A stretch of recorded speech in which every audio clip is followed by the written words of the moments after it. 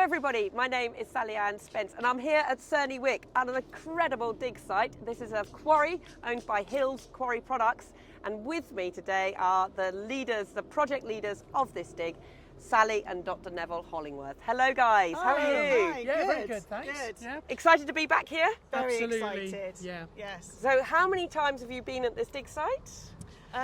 Unofficially, we've been coming visiting for 9 years. The official digs that we've held now is this is the third and final one.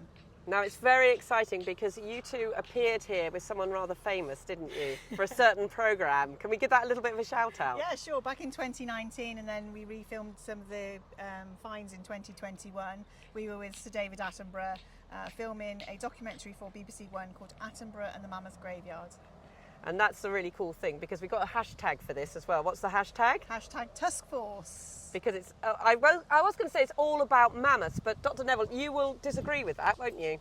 Yeah, mammoths are a significant sort of proportion of the fauna here, but what we've also got are the remains of other Ice Age giants. Woolly rhinoceros, we've got bison, which we didn't think we were going to find here, horse, and then the smaller stuff like hyena, or at least evidence that they were here. Yeah. There's also brown bear, and there's also other smaller mammals yet to be identified. So this dig may be looking at the small stuff and the big stuff. But what really makes this site so exciting as well is that underneath the channel, the Ice Age channel, where all these Ice Age mammals come from, we've got Jurassic beds that are packed full of amazing fossils. Now this is really unusual, isn't it, to have the Ice Age. How's the Ice Age material all got here then? Is this animals that have died in situ, or has something happened to bring all their bones here? Maybe a bit of both. What we Right. think is that the animals that were living at the time the Ice Age gravels were being deposited, we're talking about 214,000 years ago, when the climate was a little milder than it is today.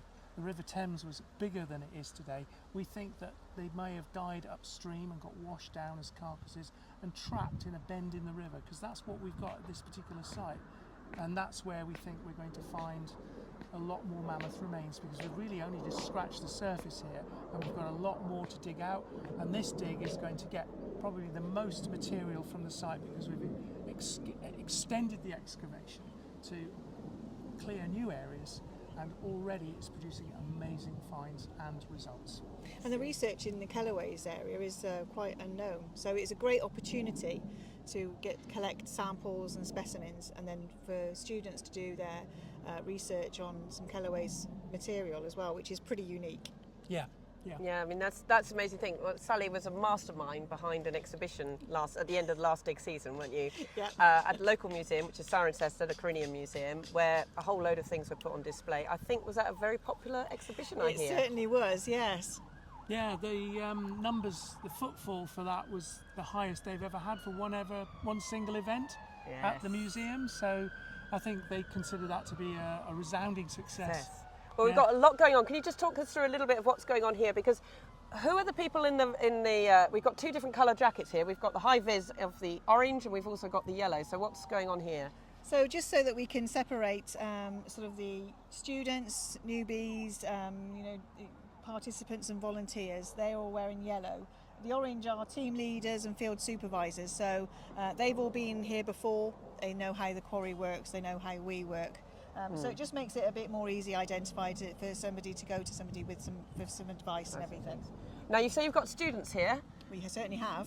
How many students have we got, and what sort of students are we talking about? So I think it's a 50-50 split between participants and students, and we think at the last count there's 21 universities involved in the dig this year. That's fantastic. From Edinburgh down to Portsmouth and all those in between. I think you were a little bit oversubscribed as well, weren't you? Yes, we've been very overwhelmed with the numbers. This year it's 215 have volunteered to participate, but a lot of them have come for like a whole week section, so we've got people with us for quite a good duration this time, so it means that they can also experience every part of the dig. So I mean, the finding of the material is just the beginning. Wow. And you've got experts coming in throughout, I mean you two are both experts anyway, but I mean we've got other people coming in throughout the dig as well, haven't you, from pretty much all over the world? Yeah, from even Australia. So yeah, it's going to be really exciting. I mean, we're going to try and host a lot of talks in the evenings and presentations, so that the dig doesn't have to stop at 6 o'clock. We can sort of, chill out together, have a talk, and then learn all of us can learn something new every day. Yeah. Brilliant. Yeah. So what's going on underneath these gazebos? Because we seem to have two little teams going busily beavering away there. So the furthest gazebo, where everybody's busy sort of clearing a section, there is a skull there. We don't know what it is yet. It might be mammoth, but it could be rhino. It's yet to be fully uncovered, but that's getting bigger and bigger. So it's about ½ a metre long, so it's a fair size specimen. The nearest blue gazebo is where we found some bone fragments, and they're busily excavating around that to see if they can find any more, because what we see on the surface is just an indication of what's at this particular spot. And where they're working is actually the ancient bank of the River Thames, because the slope to the left of it that goes up behind these two gazebos was originally the top of the riverbank. So these animals were washed up against the bank of the river when they died. That's incredible, isn't it? And we can see the sort of rounded rocks just over the other side there behind these people. Is that all to do with the fact they're rounded because of the riverbed? Partly that, but they are actually things called septarian nodules, which sounds a bit sort of strange, but those are actually hardened lumps of Jurassic clay that was deposited during the Jurassic period 165 million years ago.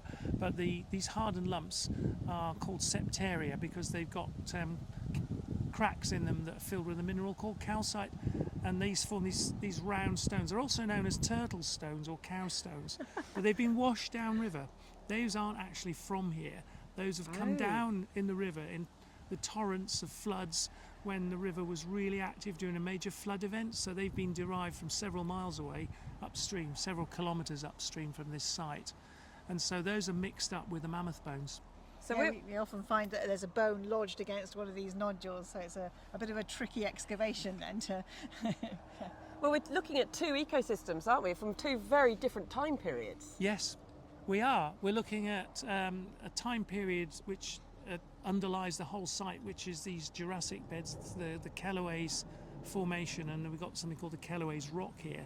That formed the bank of the river, and the Kelloways is 165 million years old, so it's from the Middle Jurassic period of geological time, and that contains the remains of animals and plants that lived in a shallow, warm tropical sea, and then that hardened to form the rock, and then it was uplifted and eroded, and then the River Thames cut down through these soft beds of sand and clay and deposited all the material that we see where the excavations are going on about 214,000 years ago during the ice ages. And by ice ages we mean multiple phases where the ice advanced and retreated.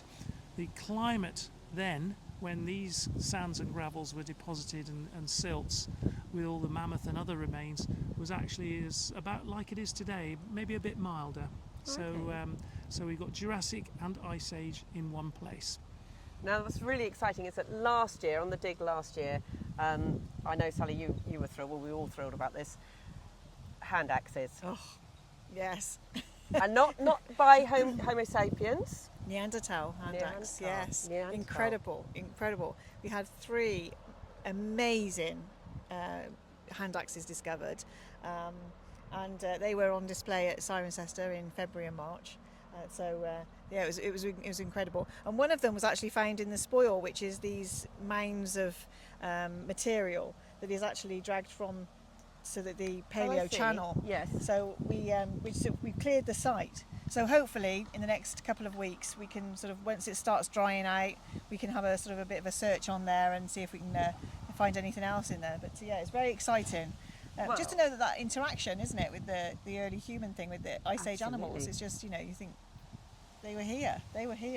It's an incredible. When you think that this is just a tiny area, really. Yeah. I mean, what's under the rest of the ground? It's just incredible. Yeah.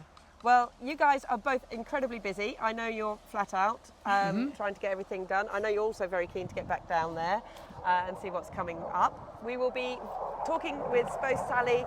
We've had an air show going on, so it's a bit noisy at the moment with planes.